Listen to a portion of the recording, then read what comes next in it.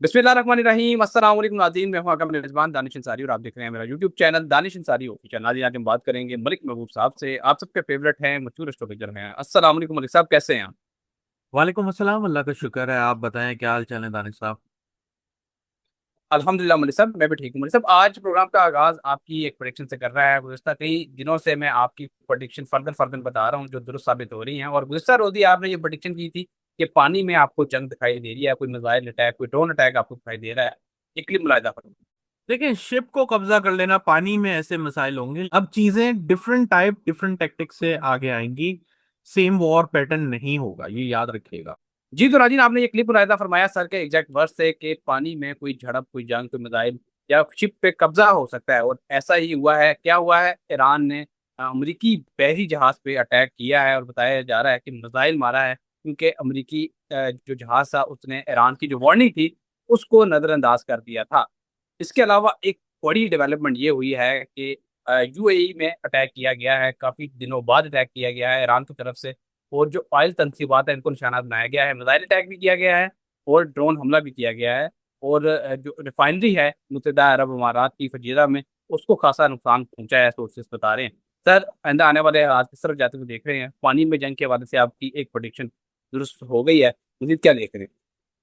लेकिन दानिश भाई, मैं आपको काफी अरसे से बोल रहा था कि जमीनी वॉर या ये जो एयर एलिमेंट के अंदर जो वॉर हो रही है, इसमें अब टैक्टिक्स चेंज होंगे। ये पानी की तरफ आने वाली है। पानी की तरफ क्यों आने वाली है, अब मैं इसका बैकग्राउंड समझाने की कोशिश करता हूँ, ताकि लोग ये ना बोलें कि बस जो देखते हैं ये अपने अंदाजे लगाते हैं। ऐसा कुछ भी नहीं है। सबसे पहले सैटर्न जो है पाइसेस में ऑलरेडी ट्रांजिट कर रहा है, और पाइसेस जो है वाटरी साइन है। मतलब अगर किसी का असेंडेंट पाइसेस है ना, मैं आपको एक जनरली बात बताता हूं, अगर उसका असेंडेंट पाइसेस है ना, तो वो जितना भी मजबूत हो उसको रोना जल्दी आ जाएगा। जितना भी मजबूत हो उसकी आंखों में से पानी आ जाएगा, क्योंकि वो असेंडेंट ऐसा है। यही चीज कैंसर का भी है, और ये चीज स्कॉर्पियो की भी है। तो ये जो वाटरी साइन है ना, ये एक्चुअली हर तरफ से एक्टिवेट हुआ है। अगर आप देखें, पाइसेस में इस वक्त सैटर्न मार्स है। दोनों ही बहुत ही खतरनाक कॉम्बिनेशन है, सैटर्न मार्स। जब याद है 20 अप्रैल के करीब मैं बात कर रहा था कि इस टाइम पे मुझे मुआहदे नजर नहीं आ रहे, अगर होंगे तो बाद में होंगे, कोई सक्सेस मुझे नजर नहीं आ रही है।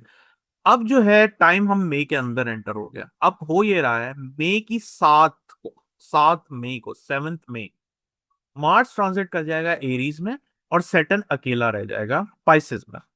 लेकिन इशू यहां से नहीं है, इशू यहां से आ रहा है कि जो जुपिटर जेमिनाई में ट्रांजिट कर रहा है वो अब कैंसर के अंदर एंटर होने वाला है। और 1 महीने के अंदर, मतलब 3-4 जून को वो कैंसर में एंटर हो जाएगा। जैसे ही वो कैंसर में एंटर होगा, तो यहां से सैटर्न पाइसेस में, और ये यहां से जुपिटर आपका कैंसर में, ये बहुत ज्यादा एक हाइपर एक्टिविटी पानी में दिखाते हैं। यही वजह थी कि जब जंग की एग्रीमेंट के मुआहिदों की बात हो रही थी, मैं आपको एक ही बात कर रहा था। देखें, अल्लाह अच्छा करे, लेकिन जो भी हो जाए, पेट्रोल के प्राइस ऊपर जाएंगे, क्रूड ऑयल ऊपर जाएगा। उसकी सिर्फ एक ही वजह है। उसकी वजह यह है कि पानी के अंदर इस वक्त उजाला आया हुआ है। और अल्लाह ना करे, जहां पे जंगें नहीं है या जहां पे दुनिया नॉर्मल तरह से जी रही है, वहां पे मुझे ऐसा लगता है कुदरती आफात पड़ेंगी। ये याद रखिएगा। कुदरती आफात में सुनामी का सबसे ज्यादा डर है। पानी पानी पानी, हर जगह पानी का इशू आएगा। जैसे मैं भी किसी और साहब से भी वीलॉग कर रहा था, तो वो भी ये बोल रहे थे कि इंडिया पाकिस्तान के बीच भी पानी को रोक दिया गया है, और वहां से भी एक तनाजा खड़ा होने के इम्कान है। वो तनाजे का रीजन क्या है? पानी। तो पानी जो है अभी एटलीस्ट 2027 तक, मई तक इशू बना रहेगा दुनिया में। बिल्कुल सर, आप काफी टाइम से बताते आ रहे हैं कि पानी में कोई महाज तो हो सकता है, और इंडिया पाकिस्तान के हवाले से भी कहा जा रहा है कि कोई झड़प हो सकती है, क्योंकि चनाब का जो पानी है वो इंडिया की तरफ से रोक दिया गया है और पाकिस्तान ने बाकायदा उनसे वजाहत भी कर दी है। सर, एक और अहम चीज जो है, जो आज की बड़ी डेवलपमेंट है, जो 28 फरवरी के बाद सबसे बड़ी डेवलपमेंट से एक चीज को कहा जा सकता है, वो ये है कि ईरान ने बाकायदा एक नक्शा जारी कर दिया है स्टेट ऑफ हॉर्मोज का, और बताया है इस नक्शे का जो ये इलाका है, रेड लाइन्स क्रॉस, ये रेड लाइन्स बनाई गई हैं, बॉर्डर्स बनाए गए हैं।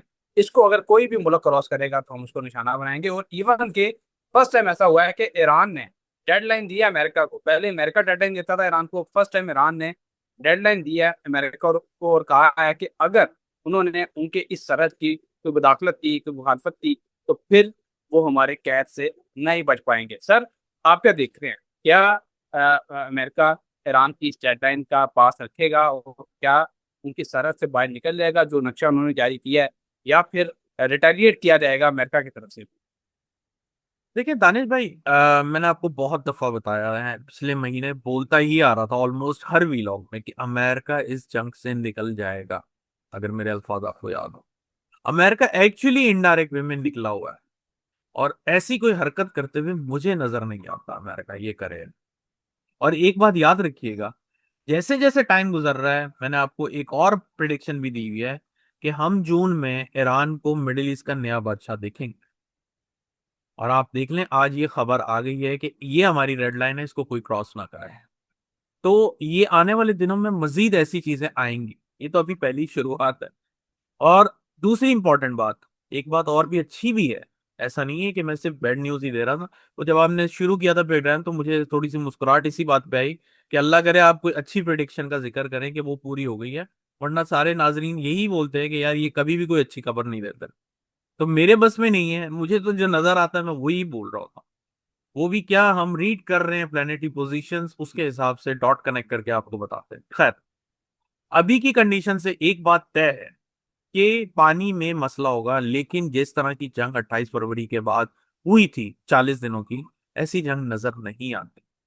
तो इसलिए घबराएं नहीं, ये छोटे मोटे क्लैशेस ही दिख रहे हैं। कोई बड़ा जो है, खुदा ना खास्ता कोई महाज मुझे नजर नहीं आता। अगर हो जाए तो वो सरप्राइजिंग मेरे लिए भी होगा कि ये ऐसा पॉसिबल नजर नहीं आ रहा फिलहाल सितारों की गर्दिश में।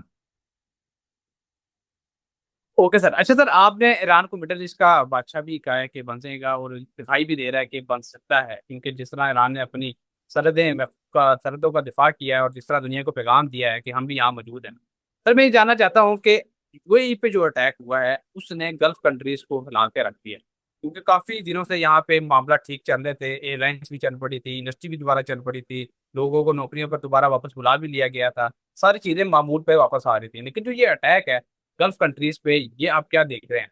कितना बड़ा अमन के मामला को किस तरह डेंट पहुंचा सकता है? यहाँ के लोग मुझे मैसेज कर रहे हैं, कमेंट्स में कह रहे हैं कि मलिक साहब से पूछें कि आने जाने वाले दिनों में हालात किस तरफ जाते दिखाई दे रहे हैं, यूएई में एक और अटैक हो गया। गल्फ कंट्रीज का दर्जा आप क्या देख रहे हैं? लेकिन गल्फ कंट्रीज, मैंने आपको बताया था, मिडिल ईस्ट अगस्त से पहले स्टेबल होता हुआ नजर नहीं आ रहा। चाहे जंग चले रुके जो भी, ये इनस्टेबिलिटी किसी ना किसी वजह से चलती रहेगी। कभी पेट्रोल, कभी ये ओपेक से निकल जाना, एंड ये आपस में इख्लाफात होना। ये कोई इम्पोर्टेंट, या मैं ये इम्पोर्टेंट तो नहीं कहना चाहिए, मेजर डेवलपमेंट में नहीं है, क्योंकि उनका टाइम ही जरा डिस्टर्ब चल रहा है। आने वाले दिनों में जैसे मैंने कहा है, पानी, फिर से बोल रहा हूँ, पानी में ही कोई इशू नजर आ रहा है। इंटरनेट का डिस्कनेक्ट होना या पानी में वबा आ जाना, ये बहुत हद तक पॉसिबिलिटीज नजर आ रहा है। ओके सर, बहुत शुक्रिया सर, आपने अपने कीमती वक्त में से कुछ वक्त निकाला और इतनी जबरदस्त प्रेडिक्शन हमारे साथ शेयर की। नादिन आपका भी शुक्रिया, कमेंट्स करते हैं, फीडबैक देते हैं, अपना फीडबैक हमारे साथ शेयर करते रहा करें। इंशाल्लाह प्रोग्राम में ऐसे ही दिलचस्प टॉपिक का दोबारा पेश होंगे। अगली वीडियो तक के लिए मुझे और मलिक महबूब साहब को इजाजत दीजिए। अल्लाह हाफ़िज़।